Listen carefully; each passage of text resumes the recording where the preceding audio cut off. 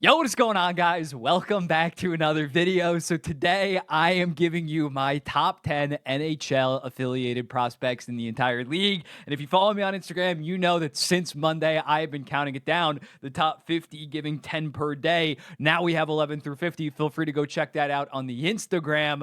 But now we got the top 10. We are looking at the top 10. And it's definitely, well, actually, first, addressing the elephant in the room. No more mustache after like 2 months of having that disgusting ass shit for No Shave November.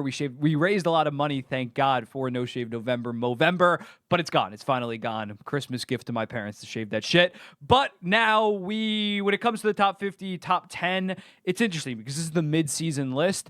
This is not as good of prospects as the summer list. Obviously, the summer list is far better, so there's less differences between, say, the top 10 and 11 through 20. With this, I really like my top 4, but 5 through 20-ish, I could see arguments for the number 19, number 20 guy that I have to be top 10, no doubt, compared to this most recent offseason when we had guys like Matt Celebrini, Matvey Michkov, Logan Stade, Coven, Cutter Gauthier, Will Smith, all like safe top 10 guys. I really like my top 4, but there's definitely going to be some controversy around 5 through 10 with this. When looking at these guys have not played 25 games with their NHL team or they're not currently with their NHL team. But without further ado, let's get into it. Up first, at number 10, I have Danila Yurov, and he was like number 7 in the offseason list, so he has definitely fell a decent amount compared to that, considering some of the top 7 guys are now in the NHL. But when looking at Yurov, very good last year. Last year, he was amazing in his draft year +2, took a massive step, 49 points in 62 games for the eventual KHL champions. This year's been a little bit more rocky. He has 7 goals, 7 assists for 14 points in 28 games. Still think he has all the offensive makings of a top 6 forward and a damn good one at that, but maybe isn't Kirill Kaprizov 2.0, kind of falls to them in the first round. Kirill Kaprizov obviously was a 5th-round pick, but falls to them, and then he breaks out in the KHL and is a stud. Got to temper my expectations a little bit, but I see no reason why this guy still can't become a very good 60-ish point guy, and considering he has been productive in the KHL, I think he's going to be definitely going to translate to the NHL and be somewhat of an impact guy. Number 9, another Russian in the KHL that was amazing last season, has come down to earth a little bit this year. He really broke out in his draft year +3, won back-to-back KHL Defenseman of the Year. The offensive numbers have not been as gaudy this year, but there's clear explanation, clear context as to why that is, because they brought in Tony D. SKA St. Petersburg brought in Tony D. So obviously, if you bring in Tony D, you're going to put him on the goddamn power play. You're not going to throw him on PP2, and you're gonna optimize what he's best at. So as a result, Nikishin's offensive numbers have kind of taken a hit,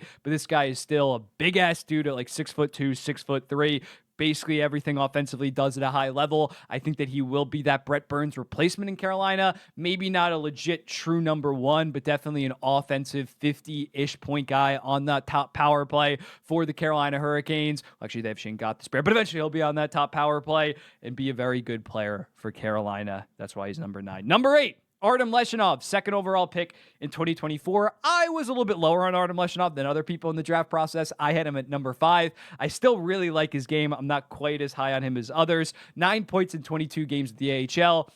It's okay. It's not what Nemec and Juracek put up after they got drafted and immediately went to the AHL. He still has some turnover problems, and defensively, I think he is a little bit overhyped. I think he has a decent amount of developing that he has to do at the AHL level. And once he gets to the NHL level, hopefully they find a good coach that can develop him. But still, the tools are there. 6'3", still a pretty good skater, and has shown insane flashes. Last year at Michigan State, watching his film, he really popped at times. It's more so about the consistency. And again, I think defensively, he needs to develop more. Next up at number 7, Cayden Lindstrom. And I understand if you don't have him top 10. The back problems are a little bit concerning because he hasn't played a hockey game in like over a year at this point, dealing with back problems. He recently had a procedure, but they said it's only going to be like 4 to 6 weeks. I like that they're not rushing him. He's with the team right now, with the team doctors. They're playing this slow, and rightfully so. When you have a guy that's 6'4", a big-ass dude, and he's having back problems, you don't want to rush him back. They're not concerned right now. Obviously, they're going to say that, like that it's not a big deal, but I'm not overly concerned at this point. I need to drop him some points, but when looking at this guy, assuming he can overcome these back problems, he's a unicorn. He's kind of like a Mikko Rantanen. I think he can be, his ceiling is like a Mikko Rantanen light, considering the fact he's 6'4", great skater, can really, once he reaches his top speed, it is very impressive, on top of having a damn good shot. Last year had like 27 goals in 36 games or something like that at the WHL level with Gavin McKenna, by the way. But when looking at him, yeah, I think he can still be an absolute beast, especially hopefully Adam Fantilli gets back on track. Him and Fantilli definitely could be one of the best duos in the entire NHL. Sam Dickinson, number 6. He has definitely shot up from the 2024 draft. I had him at 8th. I liked him a lot, but I thought he was more so like a Noah Hannafin, a very high floor guy, but maybe didn't have the offensive game to become a legit number 1 at the NHL level. It's looking like he's developed a severely improved offensive game, considering the fact that this guy has 46 points in 26 games. That is insane. That is nuts. He's leading the London Knights in points by 13, and London is a damn good team.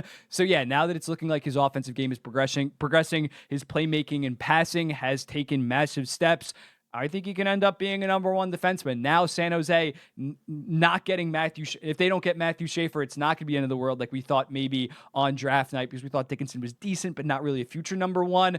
They're just in such a good spot, and it's looking like Sam Dickinson definitely has the potential to end up being the number 1 in San Jose. Next up, Zayne Parekh. This might be a little bit of a controversial one, because I agree that there are some defensive deficiencies with Zayne Parekh. He needs to stay out of the box. By the way, speaking of the box, new In the Box episode dropped at 10 a.m. today. Go check it out. But yeah, that was a sick plug.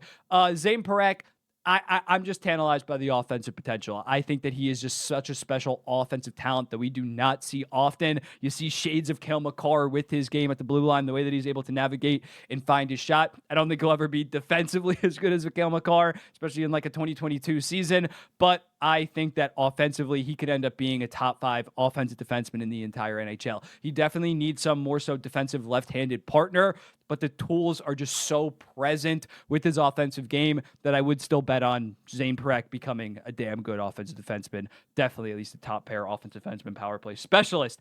Into number 4. This is where I don't think it's like consensus, but I really like my top 4. At number 4, I have Denton Mateychuk. When looking at Mateychuk, he was a monster last year with the Moose Jaw Warriors. Their team was loaded for the most part. They ended up winning the WHL, but I think that this year has been far more impressive, considering he went to the AHL, went to Cleveland, and he's killing it right now. 9 goals, 16 assists, 25 points in 27 games. He's just been point blank one of the best defensemen in the entire AHL, especially offensively, obviously. But yeah, he's playing around 23, 24 minutes a night. Great playmaker, great passer. Really impressed me at the World Juniors last season. I think he was Canada's best defenseman.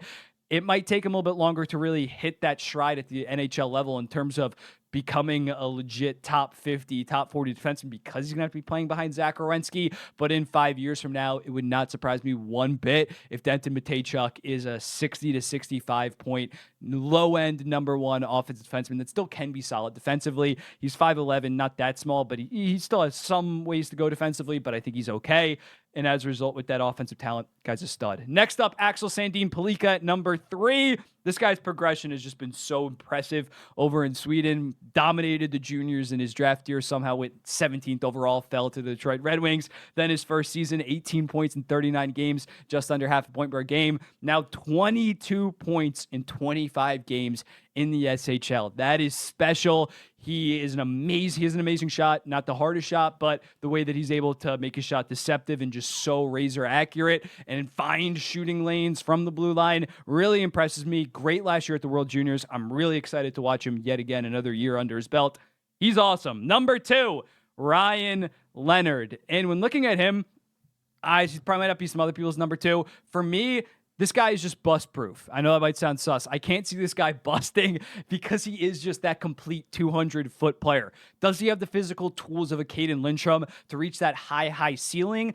Probably not, but he has one of the highest floors that you're going to find among a prospect. 200-foot, hard-nosed, junkyard dog kind of hockey, and still has a shit ton of offensive skill. When looking at it, this year he has 19 points in 16 games, which is a little bit lower than his 60 points in 41 games last year pace-wise, but he has 12 goals in those 16 games. He's goal scoring at an incredible rate. He leads the entire NCAAs, or tied for the lead in the NCAAs in goals per game. So yeah, great shot, good playmaker. Again, just although he's only 6 foot, he plays like he's 6'5" and an absolute tank. And I think at the next level, he's going to be a very, very good first liner. Once Ovechkin starts to regress, if that ever happens, and then he gets thrown up there with Ryan Strome, he's going to be dynamite. I think he could easily be 30. I think his floor is probably like a 25 goal, 35 assist, 60 point guy, and he can legitimately be sniffing 40 and like 90 points. But at number 1, I got to go with Ivan Demidov. I think that he's pretty clearly the number 1 guy. Was my number 2 prospect in the 2024 draft, and the gap between him and Celebrini, in my opinion, was smaller than the gap between Demidov and like the 3rd guy. But when looking at him, you thought the MHL numbers, he dominated the MHL. But would it translate to the KHL? And even though his coach is not playing him nearly as much as he should, it is definitely translated to the KHL. This guy's 21 points in 35 games, playing like less than 15. I think he's playing like 12 minutes a night or something ridiculous like that. He just has that. Ryan Leonard does everything very well. Maybe doesn't have that one skill that's off the charts that will turn him into a superstar. Ivan Demidov, that creativity and that playmaking is what separates him from any player in terms of NHL-affiliated prospects, and I think is what will lead him to becoming a superstar in the NHL, a 90-ish point, maybe sniffing 100 points if Montreal's rebuild goes really well, kind of winger for Montreal. He's an absolute stud. Different player than Michkov, but I think he could be as good as a Matvei Michkov. Not saying for sure, because it's tough. Matvei Michkov's going at like point per game right now, so that's a high expectations. But yeah, he's definitely a very, very, very special prospect. But here's the full top 10. I'll throw it up right now. Let me know in the comments, what do you think about it? Who'd you move up? Who'd you move down? I'll be seeing the next one.